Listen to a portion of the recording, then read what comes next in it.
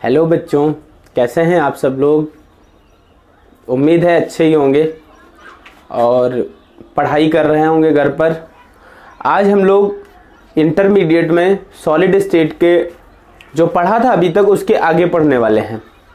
पिछले लेक्चर में हम लोग ठोस क्या होते हैं, ठोस कितने प्रकार के होते हैं, एकक कोष्ठिका, द्विजालक और ब्रेविस जालक पढ़ चुके थे।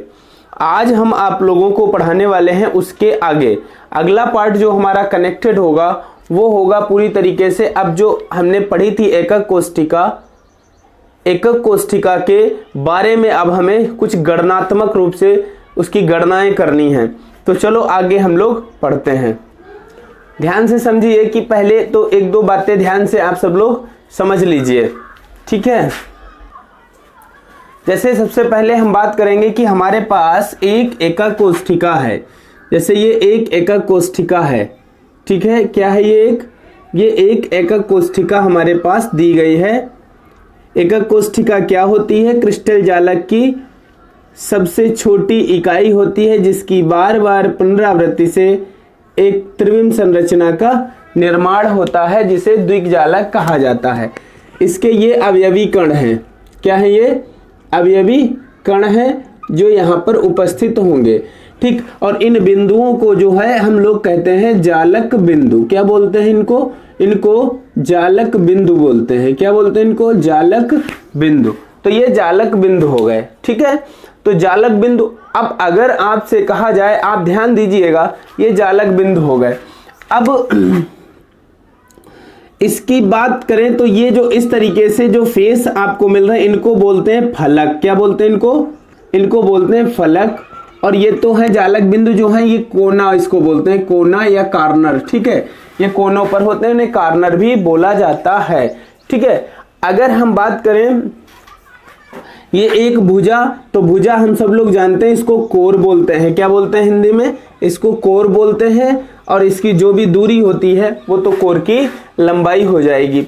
इसका एक केंद्र होगा। क्या होगा? एक केंद्र होगा। आप बहुत आसानी से इसको इमेजिन करिए, आप जिस कमरे में बैठकर पढ़ाई कर रहे हैं, सपोज दैट आप किसी कमरे में बैठे हुए हैं, तो उस कमरे को अगर आप गौर से देखो तो एक दाहिनी तरफ बाईं तरफ आपको क्या मिलेंगे? आपको दो दीवारें मिलेंगी।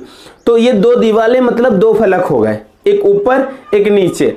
कितने फलक हो गए? 4 फलक हो गए। एक सामने और एक उसके पीछे। कितने हो गए? 6 फलक हो गए। तो फलक का मतलब होता है 6, यानी इसके दीवार जो है आमने सामने की उसको हम फलक बोलते हैं। तो इसमें इसी तरीके से इसमें भी 6 फलक होने हैं। जैसे कि देखो, आप अगर देख रहे होगे तो देखो ये आपको 2 फलक ये मिल गए, ठीक है। इसी तरीके से 2 फलक ये हो गए, ये 2 फलक हो गए या नहीं हो गए? अब बात करें इसके बाद कि इसके आमने देखो, एक ये इसके सामने ये फलक हो गया और एक इसके पीछे की ओर फलक होगा। तो इस तरीके से टोटल 6 फलक होंगे। इसमें कितने फलक होंगे? 6 फलक होंगे। तो टोटल इसमें 6 फलक होने हैं। कितने? 6 फलक होंगे। अब आप ध्यान दीजिएगा, अब हम आगे बात करने वाले हैं, इसमें कुछ गणनाएं करने हैं। तो अब ध्यान दीजिए, जैसे अब हमें गणना क्या क्या करनी है। ये एकक कोष्ठिका है। एकक कोष्ठिका में हमें कुछ महत्वपूर्ण चीजें, खास तौर से इन 3 चीजों की गणना करनी है। नंबर 1 हमें गणना करनी है प्रति एकक कोष्ठिका परमाणु। प्रति एकक कोष्ठिका परमाणु, प्रति एकक कोष्ठिका परमाणु। इनको हम Z से दर्शाते हैं। किससे दर्शाते हैं? Z से। तो प्रति एकक कोष्ठिका परमाणुओं की गणना करनी है। इसके बाद जो हमें गणना करनी है वो दूसरी है, यानी जैसे ये कोर हैं, इनके बीच की दूरी क्या होगी और इनकी जो ये बना है एक अवयवी कण है भाई, इस अवयवी कण की त्रिज्या क्या होगी? R। तो अवयवी कणों के निकटस्थ या अवयवी कणों के बीच की बीच की दूरी व त्रिज्या की गणना करनी है। हमें त्रिज्या की गणना करनी है, ये करनी है, ठीक है। इसके बाद हमें एकक कोष्ठिका के यानी यूनिट सेल के एकक कोष्ठिका के घनत्व की गणना करनी है। घनत्व की गणना करनी है। तो इस तरीके से हमें यहाँ पर इन 3 चीजों की विशेष रूप से गणना सीखनी है और यहाँ से एक अंकिक प्रश्न बहुत अच्छा बनता है, इसलिए आप लोग बहुत ही ध्यान से इस टॉपिक को पढ़िएगा। ठीक है, तो चलो पहले हम चर्चा करते हैं प्रति एकक कोष्ठिका परमाणु। शुरू करते हैं। तो अब हम बात करने वाले हैं प्रति एकक कोष्ठिका परमाणुओं की संख्या, जिनको हम Z से रिप्रेजेंट करते हैं, Z से। लेकिन उससे पहले एक विशेष बात आप लोग ध्यान से समझिएगा बच्चा, कि वितरण क्या होता है। जैसे एक अवयवी कण है तो उस अवयवी कण का कोने पर कितना वितरण होगा। तो चलो एक हम एकक कोष्ठिका छोटी सी बनाते हैं, इसकी आप व्यवस्था को ध्यान से समझने की कोशिश करिएगा। ठीक है, जैसे ये अवयवी, ये एक एकक कोष्ठिका है, इस तरीके से हमने इसको बना दिया। ठीक है, ये एक एकक कोष्ठिका है, ये एकक कोष्ठिका है, इस तरीके से ये एक एकक कोष्ठिका है। इसमें कोनों पर अवयवी कण हैं, कोनों पर। तो अगर बात करें इस कोने पर, तो ये जो अवयवी कण है इसको अलग करें तो इसका वितरण कितना होगा। तो आप देखो ये अवयवी कण कितने कितने मतलब अन्य कोष्ठिकाओं के साथ पार्टिसिपेट करता है। तो अगर देखें तो इसी तरफ देखो तो ये 3 भाग तो इसके इसी तरफ बन गए, सीधे सीधे बन गए, नहीं बन गए, बन गए, क्योंकि ये तीनों तरफ देखो, इधर भी जा रहा है, इस तरफ भी जा रहा है, इधर भी जा रहा है, इधर भी जा रहा है। बाकी अगर इसको आगे ले जाए तो इस तरीके से आगे भी जा सकता है, ये ऊपर जा सकता है और इस तरीके से ये एकक कोष्ठिका वितरण हो सकता है। तो ये टोटल हो गए 6। अब एक इसके ऊपर की ओर बनेगा, ऊपर की ओर आएगा 3D, एक इसके नीचे जाएगा। तो हर एक कोने पर, मतलब इस कोने पर जो अवयवी कण है उसका वितरण टोटल कितने भागों में होता है बेटा, 8 भागों में। एक अवयवी कण 8 जगह वितरित होता है। तो कोनों पर जो वितरण होता है, ध्यान से समझिए, जो कोनों पर वितरण होता है अवयवी कणों का, कहां पर, कोनों पर, कहां पर, कोनों पर, कॉर्नर्स पर। तो जो कोनों पर अवयवी कणों का वितरण होता है, ये अवयवी कण है, कोनों पर अवयवी कणों का वितरण 1/8 होता है। कितना होता है, 1/8। याद रखना, कोनों पर अवयवी कणों का वितरण 1/8 होगा। कितना होगा, 1/8 होगा। चाहे ये कोना हो, चाहे ये कोना हो, चाहे ये कोना हो, कोई भी कॉर्नर्स है, सभी जगह 1/8 ही होगा। कितना होगा, 1/8। अंदर भी है, सब जगह 1/8 ही होगा। इसके बाद बात करते हैं फलक पर। तो ये फलक है, फलक पर अगर मान लिए ये अवयवी कण है, फलक पर अवयवी कण है ये, तो आप बताओ अगर दीवार में कोई अवयवी कण आपके बीच में रखा है एक बॉल जैसा, तो वो उस जो दीवार कॉमन हो रही है जिसके साथ, जिस कमरे के साथ, तो उस कमरे में भी रहेगा, इधर भी रहेगा। मतलब जो दीवार पर है, जो फलक पर है, उसका 2 जगह वितरण रहेगा। तो फलक पर जो होता है उसका 1/2, चाहे यहां पर हो 1/2, यहां पर है तब भी 1/2, यहां पर है तब भी 1/2, यहां पर है 1/2, यहां पर है 1/2। ये आमने सामने के 2 फलक हैं, 1/2 ही रहेगा। सभी फलकों पर जो अवयवी कणों का वितरण होता है 1/2 होता है। तो आप समझ गए ना, एक बात याद आपको समझ में आई, कोनों पर वितरण कितना होता है, तो कोनों पर होता है 1/8। फलक पर अवयवी कणों का वितरण कितना होता है, फलक पर होता है 1/। अब बात आती है केंद्र पर। किस पर बात आती है, आगे लिखते हैं, यह दिखाई नहीं देगा। केंद्र पर, किस पर बात करते हैं, केंद्र पर। तो केंद्र पर अवयवी कणों का वितरण कितना होगा, तो केंद्र पर अगर आप ध्यान दो, तो अगर बच्चा केंद्र है, इस केंद्र में कोई अवयवी कण है तो वो सिंगल रहेगा। केंद्र में वो किसी के साथ कंट्रीब्यूशन नहीं करता है, वो सिंगल रहता है 1। तो केंद्र में हमेशा 1 रहेगा, केंद्र में 1 रहेगा। अब किनारे की बात जब कभी करी जाती है,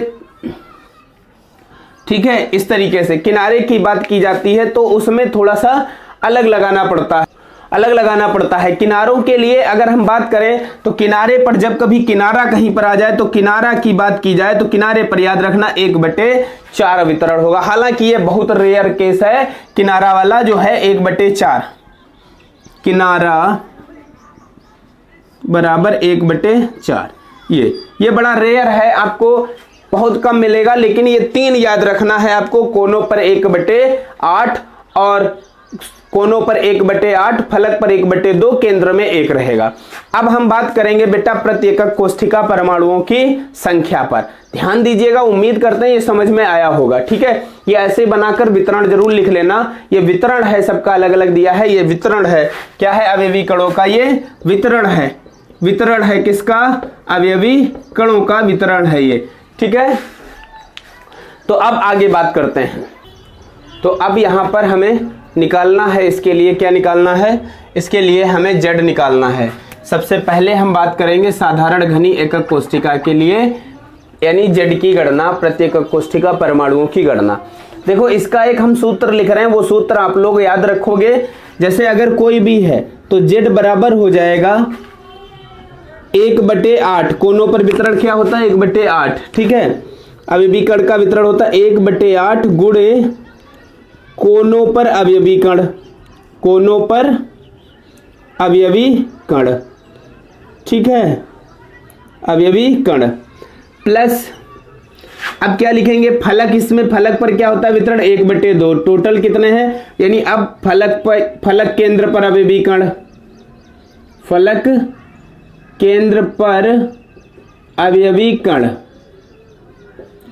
और प्लस, अब देखो केंद्र में एक ही होता है तो केंद्र में सीधे सीधे लिख देंगे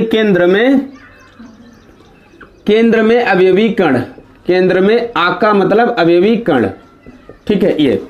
ये एक बहुत छोटा सा फार्मूला बनता है, इस फार्मूले को आप लोग अपनी कॉपी पर नोट कर लेंगे और इसी से हम लोग सीधे, हालांकि किनारा होता तो हम इसमें प्लस करके 1/4 गुणे किनारों पर अवयवी कण भी शामिल कर लेते। ध्यान दीजिएगा, ध्यान से समझिएगा। अब हमें सिंपल क्यूबिक यानी साधारण घनी एकक कोष्ठिका में अवयवी कण बताने हैं, तो अब ध्यान दो जेड हमें बताना है, तो इसके लिए जेड क्या हो जाएगा, अब हम इसकी गणना कर रहे हैं, ये तो हमने सूत्र लिखा था। अब ध्यान दीजिए जेड बराबर क्या होगा, तो सबसे पहले बताओ इसमें कोने की लेंगे तो कोने भैया 1/8 हैं, और इसमें टोटल कितने कॉर्नर है गिनो तो 1 2 3 4 5 6 7 8 कॉर्नर है, 8 प्लस, अब 1/2 फलक केंद्र, तो फलक केंद्र पर तो कोई नहीं होता तो फलक केंद्र पर गुणे 0 प्लस, इसमें केंद्र पर भी कोई नहीं तो 0, ठीक। अब टोटल अगर इसको सॉल्व करो तो 8 से 8 कट जाएगा, ये 0 हो जाएगा, तो ये आ गया 1 + 0 + 0 = 1। तो मतलब z बराबर 1 आता है, और z बराबर 1 होता है किसके लिए, सिंपल क्यूबिक के लिए। किसके लिए, सिंपल क्यूबिक के लिए z बराबर कितना होता है 1 होता है, याद रखिएगा, ठीक है। कितना होता है 1, ये आप लोग देख लीजिए, z की वैल्यू 1 होती है सिंपल क्यूबिक के लिए। उम्मीद करते हैं ये समझ में आया होगा, ठीक। तो चलो अब हम आगे बात करते हैं, इसको ध्यान से नोट कर लीजिए अपनी कॉपी में और आगे चर्चा करते हैं। तो अब हम बात करेंगे काय केंद्रीय घनीय एकक कोष्ठिका, यहाँ घनी रह गया है, काय केंद्रीय घनीय एकक कोष्ठिका मतलब बॉडी सेंटर्ड क्यूबिक, बीसीसी की बात करेंगे, बीसीसी की। बीसीसी में क्या होता है, अवयवी कण कोनों पर तो होते ही होते हैं, कोनों के साथ साथ फलक के केंद्र पर भी पाए जाते हैं, फलक के केंद्र पर भी पाए जाते हैं। तो इसके लिए हमारा यही फार्मूला रहेगा, और अब हम लगाते हैं तो z बराबर क्या आ जाएगा, ध्यान दीजिएगा, z बराबर हो जाएगा 1/8 गुणे कोनों पर कितने हैं 8 प्लस 1/2। अब बताओ फलक पर कितने हैं, एक भी नहीं तो 0 प्लस, अब केंद्र में कितने हैं 1 तो 1 कर दिया, बराबर इसको हल करेंगे, ये कट जाएगा, 1 आएगा, ये 0 आएगा और प्लस 1 आया, बराबर कितना आया 2। तो z बराबर 2 आता है किसके लिए, बीसीसी के लिए, बॉडी सेंटर्ड क्यूबिक यानी काय केंद्रीय घनी एकक कोष्ठिका के लिए z का मान 2 आएगा। उम्मीद करते हैं यह भी समझ में आया होगा। अब हम अगले टॉपिक पर बढ़ते हैं, यानी फलक केंद्रीय घनी एकक कोष्ठिका की बात करते हैं। अब बात करते हैं अगला फलक केंद्रीय घनी एकक कोष्ठिका यानी फेस सेंटर्ड क्यूबिक के लिए। देखो कोनों पर अवयवी कण हैं और प्रत्येक फलक के केंद्र पर भी हैं, फलक केंद्र पर। अब ये बेटा केंद्र नहीं है, ये फलक केंद्र है, ये आमने सामने के दो पर हैं, ठीक है। तो अब आप समझिए फार्मूला यही रहेगा, z का मान अगर हम निकालें तो कोनों का वही 1/8 गुणे 8 और प्लस केंद्र पर कितने हैं, तो बोलो केंद्र पर, यानी केंद्र तो बाद में है, फलक पर तो 1/2 गुणे फलक पर कितने अवयवी कण है, फलक पर 6 है टोटल, और प्लस गिन लो, चाहे 2 2 4 और बीच में 2 6 फलक होते हैं, 6 हो जाएंगे, और प्लस केंद्र में कितने हैं 0। तो अब इनको हल करेंगे तो ये 1 हो जाएगा, ये 2 3 6 हो गया, तो ये बराबर आया 1 + 3 + 0 बराबर आया 4, और 4 वैल्यू होती है किसके लिए, एफसीसी के लिए, फेस सेंटर्ड क्यूबिक के लिए। तो ये आपको समझ में आया होगा, ये भी नोट कर लेंगे, वीडियो पॉज करना और इसको लिख लेना। ठीक है, आगे बढ़ते हैं। तो अब आप लोग प्रति एकक कोष्ठिका परमाणु सीख गए हैं, अर्थात Z का मान आप निकाल लेंगे। तो आपको पता है Z के मान हमने 3 निकाले, कितने, 1 2 का 4, 1 2 का 4, 1 2 का 4 मतलब 1 याद रखो सिंपल क्यूबिक, 2 याद रखो BCC और 4 याद रखो FCC। बेटा ये थोड़ा सा हिंदी मीडियम में है, लेकिन इंग्लिश में कुछ चीजें याद रखना जरूरी है, आसान रहता है। कभी कभी क्वेश्चन में FCC और लिख देते हैं, काय केंद्री तो लिखते हैं, लेकिन कभी कभी FCC नीचे लिख देते हैं, ब्रैकेट में लिख कर दे देते हैं, तो याद रखना। ठीक है, simple cubic, BCC, FCC, simple cubic साधारण घनी एकक कोष्ठिका, बॉडी सेंटर्ड क्यूबिक और फेस सेंटर्ड क्यूबिक। तो ये याद रखिएगा, Z की वैल्यू 1 2 4। ठीक है, उम्मीद करते हैं ये समझ में आ गया होगा। अब हम लोग इस पर आधारित कुछ आंकिक प्रश्नों को हल करने वाले हैं। कैसे आंकिक प्रश्न आते हैं उनको अब हम हल करते हैं एक एक करके। तो ये एक प्रश्न आपके सामने लिखा हुआ है, इसको जरा आप ध्यान से पढ़िए।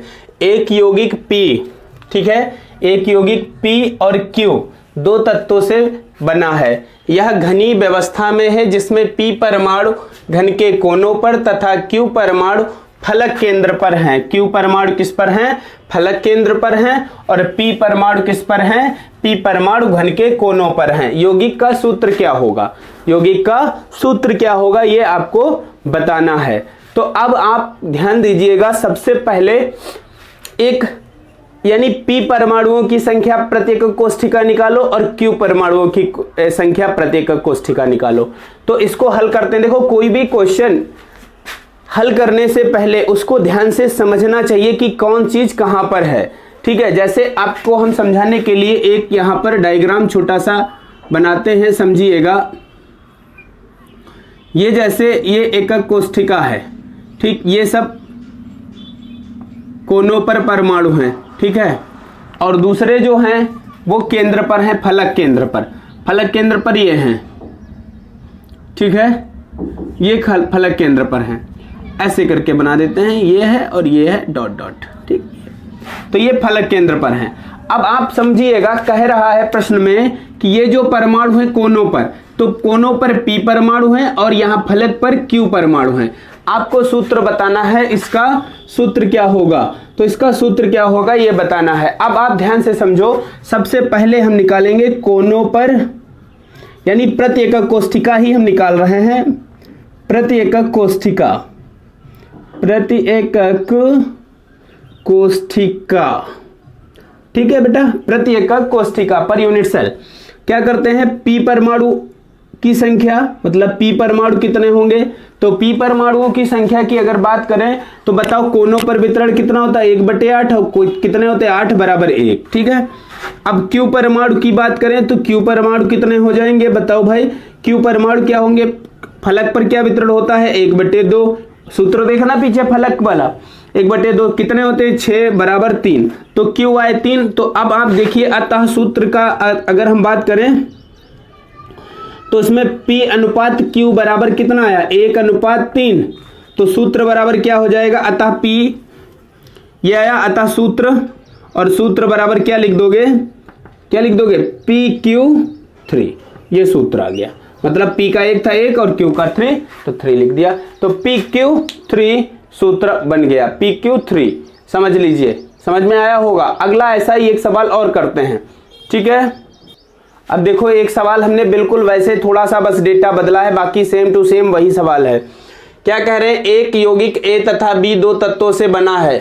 यह घनी व्यवस्था में है, जिसमें A परमाणु घन के कोनों पर तथा B परमाणु फलक केंद्र पर हैं। यौगिक का सूत्र बताइए। ये सवाल आप लोगों को खुद हल करना है और कमेंट सेक्शन में इसका उत्तर लिखना है, ठीक, ये काम आप खुद करेंगे। अगला हम क्वेश्चन लेते हैं। अब अगला क्वेश्चन थोड़ा सा इसमें बदलाव कर दिया है। कह रहे हैं कि एक यौगिक ए और बी दो तत्वों से बना है, ए कोनों पर और बी फलक केंद्र पर हैं। अब यहां से समझो वही बात है, लेकिन प्रत्येक इकाई सेल का एक कोना रिक्त है। हर एक इकाई सेल है जिसका एक कोना वैकेंट है, रिक्त है। तब इसका सरलतम सूत्र क्या होगा? तब इसका सरलतम सूत्र क्या होगा? समझो इधर हम यहां पर एक छोटी सी इकाई सेल ही बना लेते हैं पहले समझने के लिए। जैसे ये कॉर्नर्स हो गए, यहां पर अवयवी कण है कोनों पर, और आपको पता है कोनों पर कौन से अवयवी कण हैं, तो कोनों पर ए है, ये सब जगह ए है, ठीक है। और फलक केंद्र है, फलक केंद्र पर आपको पता है प्रत्येक फलक केंद्र पर है, फलक केंद्र पर आपको पता है कौन सा होगा, तो फलक केंद्र पर बी है, फलक केंद्र पर ये बी है, फलक केंद्र पर सब पर बी है। सवाल में ये कह रहे हैं कि प्रत्येक इकाई सेल का एक कोना रिक्त है, एक कोना रिक्त है, तब इसका सरलतम सूत्र क्या होगा? हर एक कोना वैकेंट है, मतलब कोई एक कोना, एक इकाई सेल है पूरी, इसका एक कोना, तो मान लेते हैं एक कॉर्नर इसका ये रिक्त है, ये वैकेंट है, ये वैकेंट है, रिक्त है, रिक्त हिंदी में लिख देते हैं, रिक्त है, ठीक है। तो ये रिक्त है एक कोना, हर एक इकाई सेल जितनी भी इस तरीके से बनी होंगी उनमें एक रिक्त होगा, तब इसका सूत्र बताना है। तो अब समझो बात, थोड़ा सा बदल दिया क्वेश्चन को, ऐसे भी प्रश्न बनते हैं। अब देखिए हल करते हैं इसको, ध्यान दीजिएगा। सबसे पहले हम बात करते हैं प्रति एकक कोष्ठिका, हम प्रति एकक कोष्ठिका ही बात करेंगे, प्रति एकक कोष्ठिका या प्रति इकाई सेल, प्रति इकाई सेल भी लिख सकते हो एकक कोष्ठिका की जगह इकाई सेल। तो प्रति इकाई सेल या एकक कोष्ठिका बात एक। तो प्रति इकाई सेल हम क्या करेंगे, अगर हम ए परमाणु निकालें तो ए परमाणु बराबर कितने आएंगे बताओ? तो ए परमाणु बराबर भैया कोने पर है तो कोने पर वितरण 8 होता है, और कोनों पर परमाणुओं की संख्या, तो कोनों पर कितने परमाणु होते हैं? 8, लेकिन एक रिक्त पड़ा है तो बचे कितने? 7 ही तो बचे। तो यहां पर हम कर देंगे 7। 7 क्यों किया समझ में आया? क्योंकि यहां एक रिक्त है, एक क्या है? रिक्त है। तो बराबर आ गया 7/8। क्या आया? 7/8 आ गया। अब हम बात करेंगे बी परमाणु। तो बी परमाणु बराबर क्या हो जाएगा? बी परमाणु बराबर हो जाएगा, फलक पर है तो 1/2, फलक पर टोटल 6, बराबर कितना आया? 3 हो गया। अब सूत्र की बात करें, अतः अब हम ए अनुपात बी निकाल लेते हैं पहले। ए अनुपात बी बराबर क्या आ जाएगा? 7/8 अनुपात 3। अब इसका एलसीएम लेकर आप हल करिए। तो हल करेंगे एलसीएम लेकर तो कितना हो जाएगा बताएं भाई, या ऐसे ही लिखा रहने देते हैं? चलो अच्छा कर ही लेते हैं। तो ये आ जाएगा 7/8 अनुपात 8 से ऊपर नीचे कर दो, तो ये 24/8 ये अनुपात आया, ठीक है, ये आ गया। तो इस तरीके से ये इसका अनुपात बना 7/8 अनुपात 24/8 बराबर क्या हो जाएगा? बराबर हो जाएगा 7/24। 7/24। अब बात करते हैं ये 7/24। अब इसको हल कर लेते हैं तो सूत्र क्या हो जाएगा बताओ भाई? सूत्र बराबर हो जाएगा ए कितना है? ए है 7 और बी कितना है? 24। तो ये फार्मूला हो गया A7 B24। समझ में आया? उम्मीद है समझ में आया होगा। अब कुछ क्वेश्चंस हम लिखेंगे, वो आप लोग होमवर्क में इसी तरीके से करेंगे, बाकी हम इसके बाद अगले लेक्चर में इसको पढ़ेंगे, ठीक है। ये 2 प्रश्न आपके सामने लिखे हुए हैं, इनको आप नोट कर लेंगे, और बाकी सारे उसी पैटर्न पर हैं जैसे कि हमने पीछे बताया है। और आप लोग एनसीईआरटी की किताब उठाइएगा, एनसीईआरटी की किताब में भी इसी प्रकार के प्रश्न दिए गए हैं। अगर नहीं आप लोगों के पास एनसीईआरटी की किताब है, लॉकडाउन के दौरान आप नहीं खरीद सके, तो आप लोगों का कार्य यह है कि आप वेबसाइट से डाउनलोड कर लेंगे, और डाउनलोड करने के पश्चात आप देखेंगे तो उसमें भी इस प्रकार के प्रश्न दिए गए हैं, उनको भी हल करेंगे।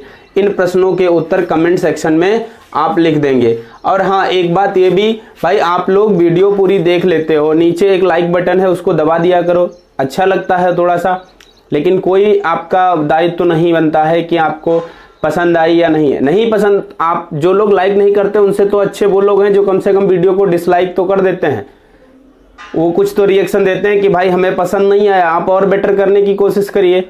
लेकिन कुछ लोग ऐसे निराशावादी बनकर बैठे रहते हैं कि उनको बस देख लिया, हटाओ। अरे कुछ लिख, अगर अच्छा लगा तो लिख सकते हो, या आपको लाइक बटन दिया है तो एक लाइक दबाने से क्या जाता है आपको। भाई फेसबुक पर फोटोज देखकर लाइक करते रहते हो, यहाँ आपके लिए आधा आधा घंटे हम लोग मेहनत करते हैं, एक एक घंटे आप लोगों को लाइक नहीं करना, तो डिसलाइक कर दो अगर नहीं पसंद आया। तुमसे हम पता तो चले कि आपको पसंद आ रहा है या नहीं पसंद आ रहा है। चलिए ठीक है, फिलहाल ये कंटेंट करिएगा, बाकी हम आगे अगले वीडियो में पढ़ेंगे। धन्यवाद।